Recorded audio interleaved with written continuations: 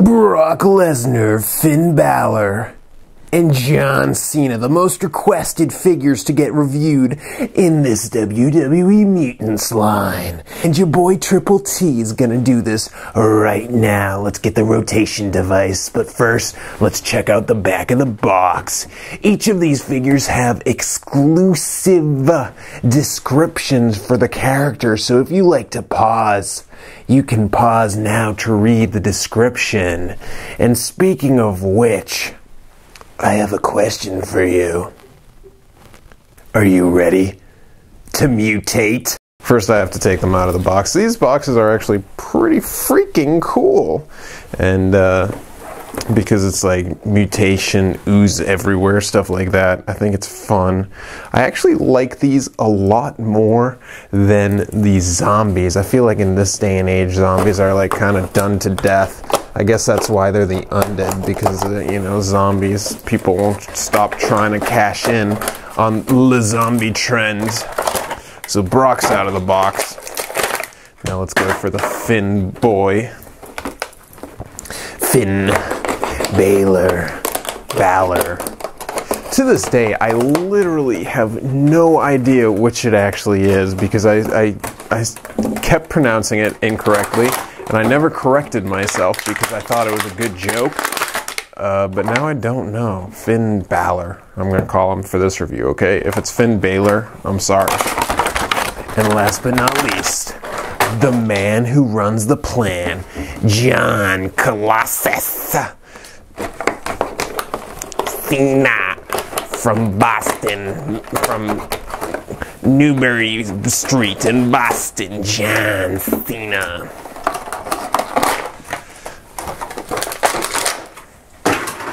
John Cena. All right, let's do the rotation. Let's kick off with what I think the least interesting one is John Cena as Steel Man, also known as, I'd like to assume, Colossus influenced from the X-Men. He has a metallic sheen to his body, and on his back, his spine is all weird. I don't know what's going on there. Maybe if I paused to read the description, I'd understand. But I think this is like a kind of cool figure, probably the weakest in the set. One thing that really bothers me about it, though, is that his championship belt is stuck to his body, but it just doesn't continue to the back. It abruptly stops, and it's like, what's the freaking point, dude?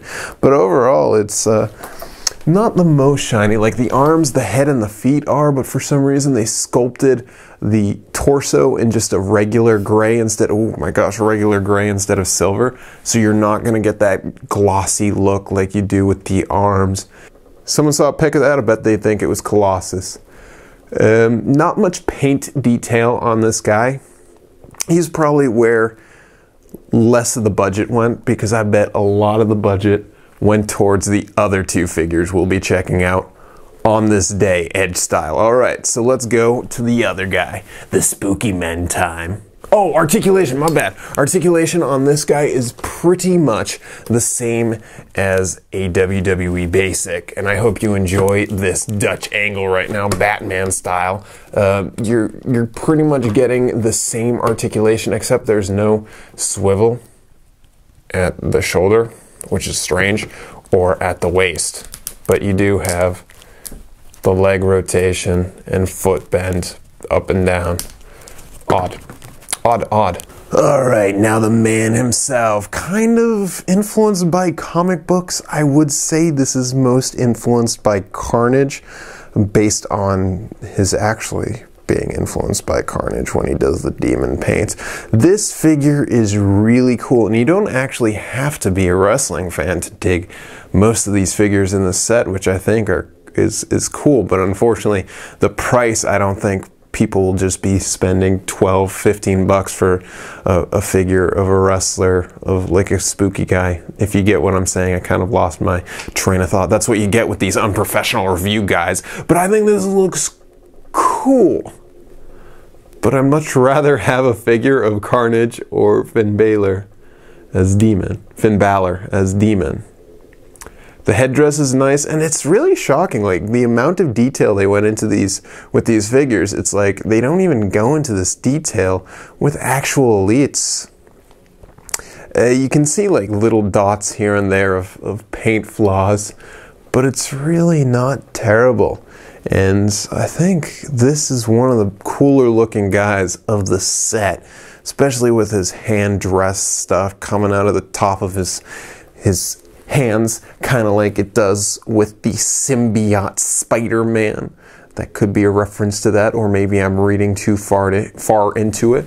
But let's check out the articulation on this guy. Again, with John Cena, he does not have any at the shoulder, but he does at the elbow, at the wrist, and the head is articulated, so he can like open his mouth and close it. And it's like spooky stuff. Holy crap, they really did a lot of paint. And he can move at the waist and at the knee. There is bend, so he can chomp, chomp, chomp, chomp. And then, you know, other than that, it's traditional Mattel articulation for this guy. He's spooky. Look at that. That would be a great thumbnail if I did this guy separately, but nope, doing them together.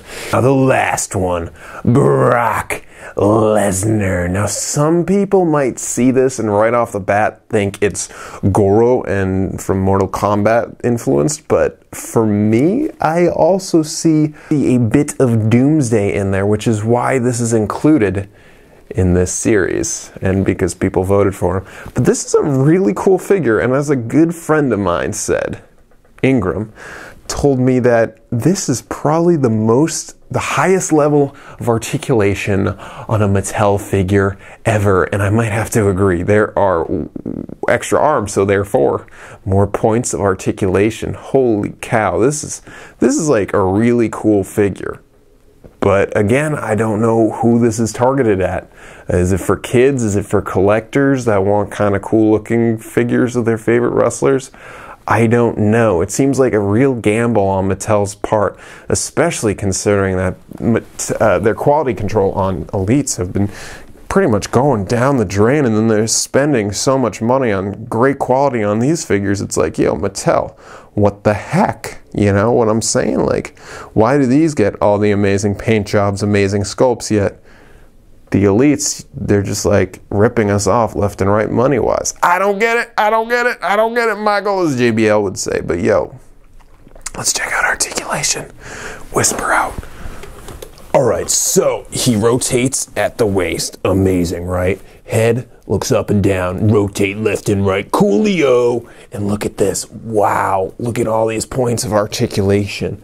And that's the same for all these arms, because it's like he had those arms and then they became like Doomsday spikes, but then he grew other arms and they didn't develop the spikes. And then for some reason he lost his toes.